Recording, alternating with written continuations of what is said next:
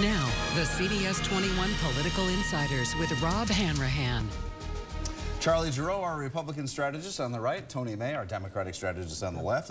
And guys, something that you've agreed on from the beginning of our relationship and Face the State, which goes back years,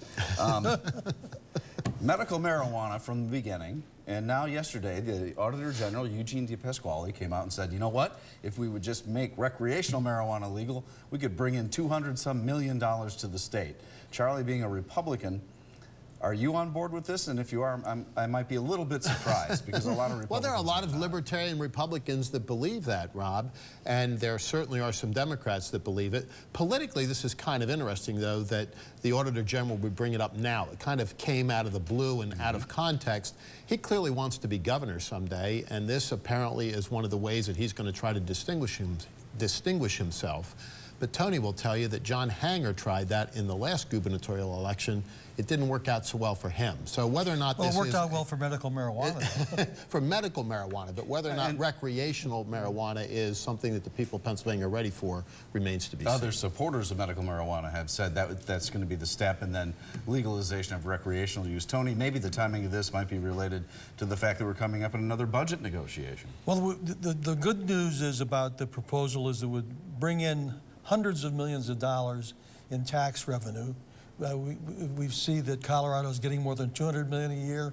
Pennsylvania, being twice the size, would do even better.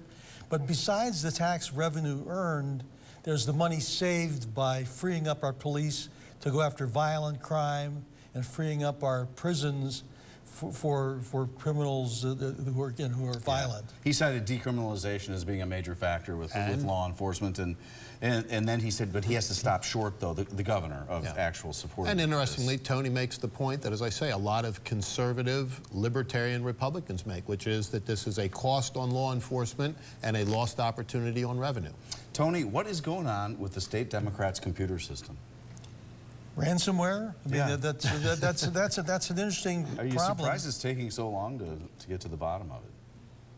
No, I think that they have to be careful to get to the bottom of it without paying the ransom, without satisfying whoever these maldoers are, whether they're from some part of Eastern Europe or from Russia or wherever they are that are holding the program's ransom. It's the data that's on the files that they're trying to preserve, so they've got to move slowly. So far, no tweets about this, Charlie. No, and this is a very concerning situation. I mean, we kind of chuckle, Rob, but it's a concerning situation for everybody, and Tony's absolutely right. And I'm sure that the Senate Republicans feel for the Democratic colleagues because there, but for the grace of God, go they. Okay, we have a lot more coming up on CBS 21 News at 6 on the Affordable Care Act, the bill that was handed down today, and you guys are going to hang around. We're going to talk about that in depth coming up in our next broadcast at 6. You can catch the Political Insiders Tuesdays right here on CBS 21 News, and make sure to join us for Face the State Sunday mornings at 8:30.